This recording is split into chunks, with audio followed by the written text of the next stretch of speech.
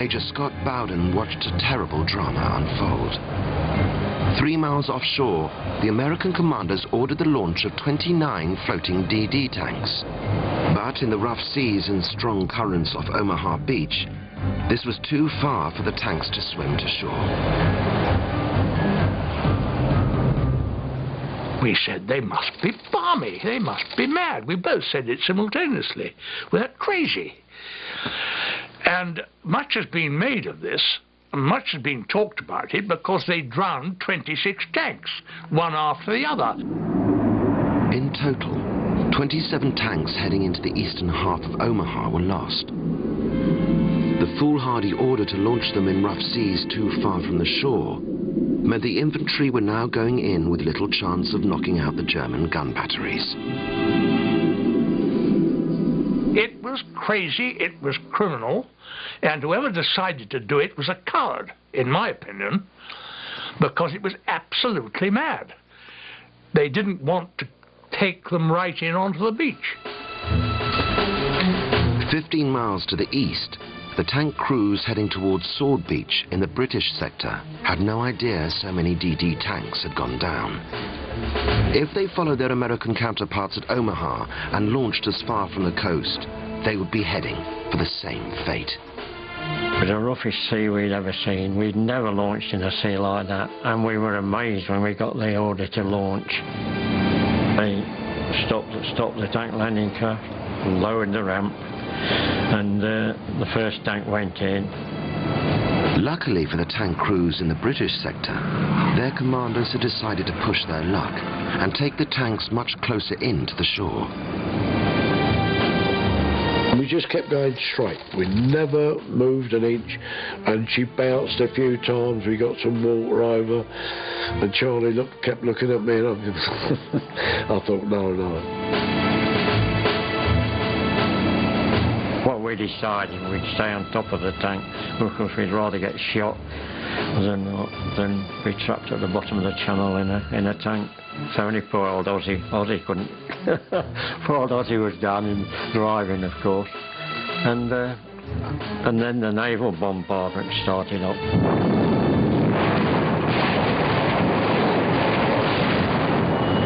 We had a gun Sam furious. We hear these shells hurtling over the top of us, and see all the explosions on the shore, and all the houses along the coast were all burning furiously. Guns firing from them warships that were whistling overhead, and we kept looking at each other, me and Charlie, because we kept thinking, well, if one dropped short, because when you see the craters they made when you landed, you thought, how the hell you couldn't have got a tank in them actually and out the other side. It was, you know, there's 16-inch guns, you know.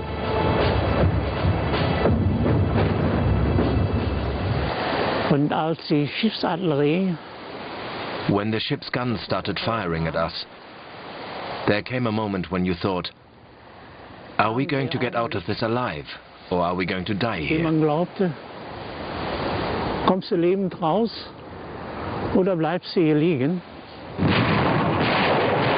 On the eastern half of Omaha Beach, the American troops going in had barely any tank support now.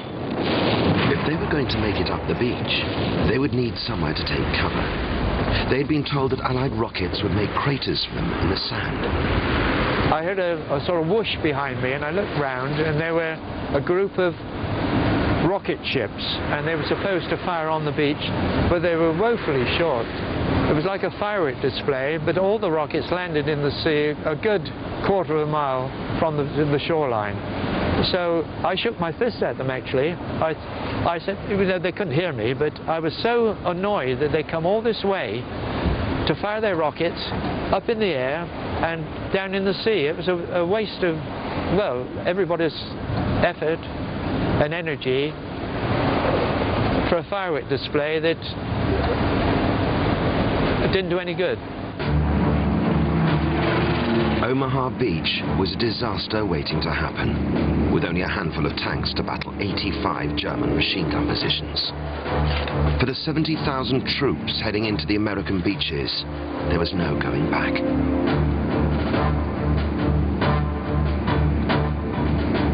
this point, we are maybe 500 to 1,000 yards off the beach. We're going in. I've got 4 or 5 boats over here, 4 or 5 boats over here.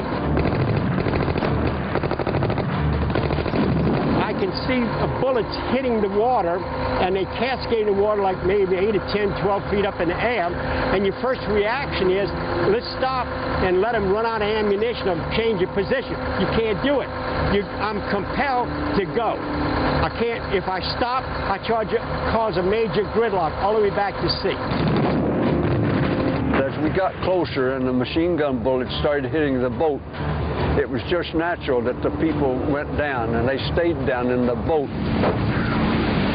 I turned around and I looked at all the men to make sure that they were down and in their positions so that we could come off fast.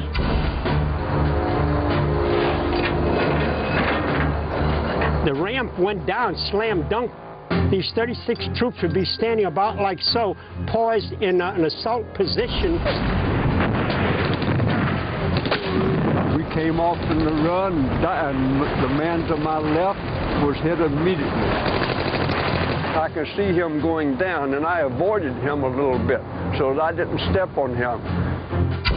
And by the time the last soldier is about in this position stepping down, I'm already backing the boat off and head back to the ship 12 miles offshore and stand by to pick up another load of whatever.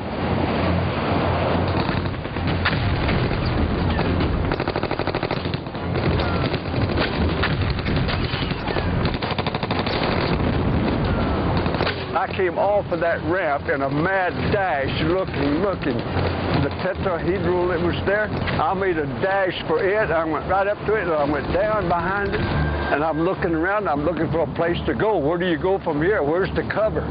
Where's all those holes that they promised us that would be here from the bombs? They didn't bomb this beach. Not one bomb that I was aware of had hit this beach. Harley Reynolds was well within firing range of Franz Gockel's machine gun. For the troops coming off the landing craft, there was no cover on the open beach.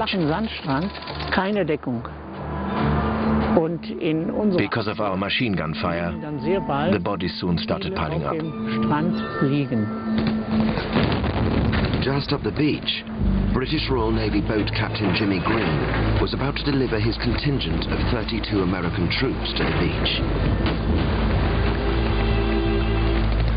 When they got on the beach, instead of dashing up the beach, as I thought they might, they lay down on a sort of rise in a firing line, some 250 to 300 yards to go before they reached the Germans at that range. And there was only one winner for that.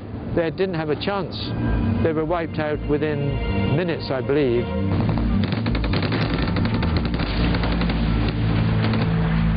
When you feel that you've taken those people to their death, it's a difficult thing to live with. I can still see their faces sometimes, those young lads.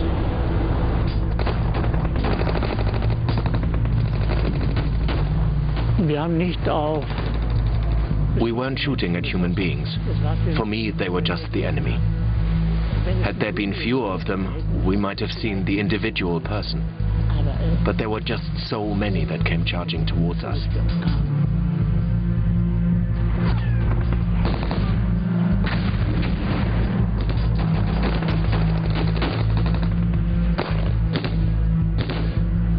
There were dead people everywhere. They're floating in the water. The tides are turning them over.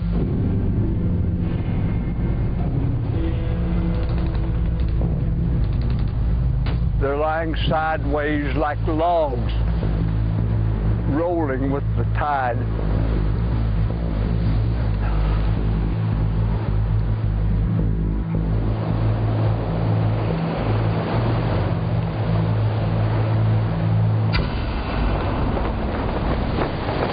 On Sword Beach, the German defenders were in for a shock.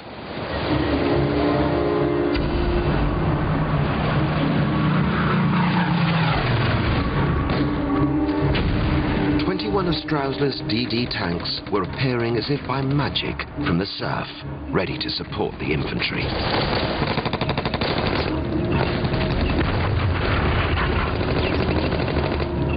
see quite well. I could see all the houses burning, and then as we came up the beach with supporting the infantry, you could see them dropping down in the shell, and there was shelling going on.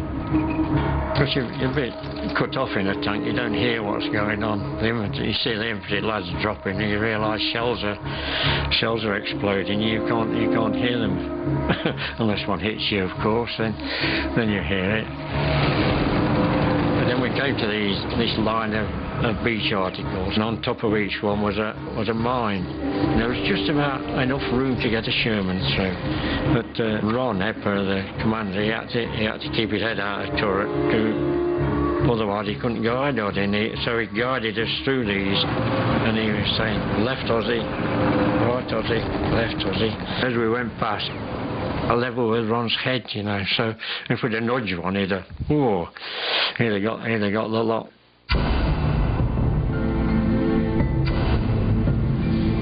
Inland, the American paratroopers were still scattered through enemy country. As they fought their way towards the vital routes leading off the beaches, their chaotic advance was having a surprising effect. It was confusing the Germans.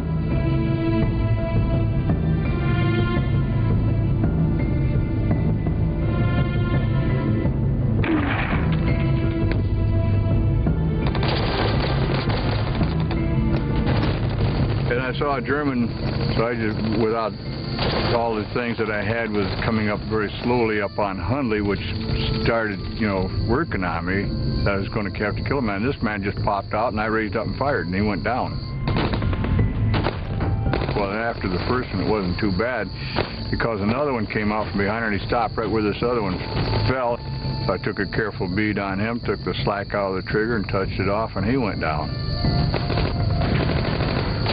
And you almost think like when you might have the same reaction when you kill your first deer. You say, I got one. You know, that's about all there was to it. And then when I shot the second, I got two. And so you go from there.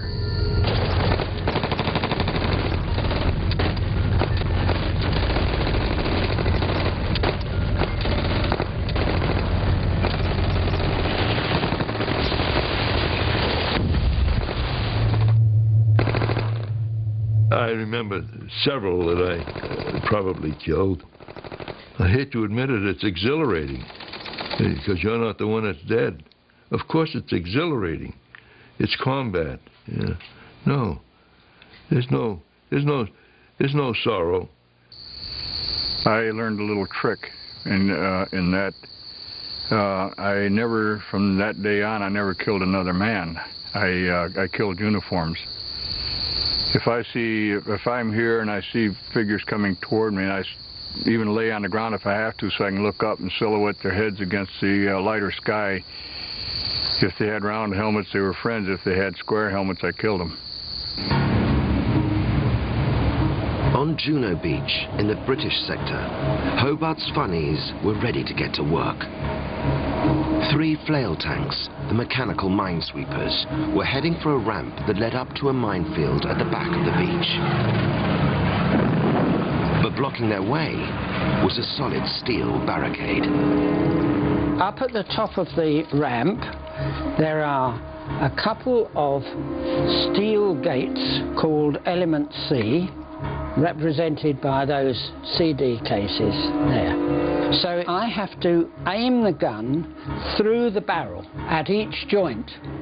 When you're looking through a 75mm hole, it looks extraordinarily large when there's likelihood of stuff coming the other way. So we load, fire, and so on at all the different joints. Having reduced it to a lot of tangled metal, I climbed out of the turret, picked up the cable and attach it to the debris up here that we'd wrecked, and then reverse the tank, dragging it out into the sea out of the way. And then that left the way clear for the other 2 tanks to come up and start flailing up here. Months of development under Percy Hobart had paid off. His flail tanks were living up to their promise and clearing the beaches of mines.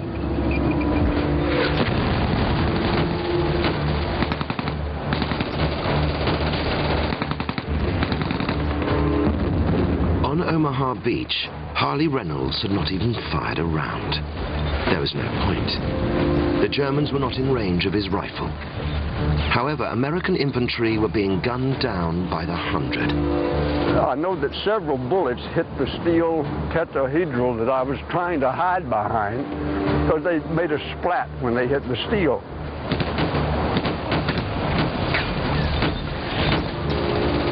And one bullet came through, and I'm hunkered down here, and that bullet came through here, and it came between the legs and hit the ground, and that's when I said, it's time to get out of here, you know. I'm making my dash through here, and I'm down in a stance and moving as fast as I can so that I keep low so I don't get hit, and I'm looking ahead all the time.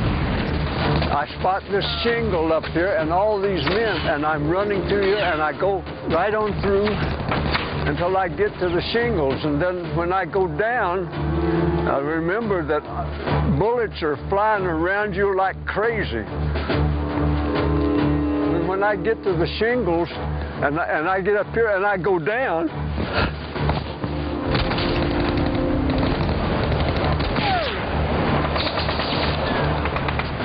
you're falling halfway on top of someone, and you have to do this to get deep into the rock that formed the shingles. But even there, the landing troops were not as safe as they hoped. They were right in the range of our mortars. We had 2 mortars here. You would bury yourself if possible, but you just snuggle in and get as low as you can. And your helmet, just bury the helmet right into the sand. At arm's length, bullets were actually hitting. And those rock exploding at that time, they ping against the helmet. And you're just lying here listening to all those bullets whizzing and zipping over your head, zipping by you. And they're so close over your head, as they go over, you know that you feel them as well as hear them. Pinned down under enemy fire, Harley Reynolds and his infantry unit were trapped in Rommel's killing zone.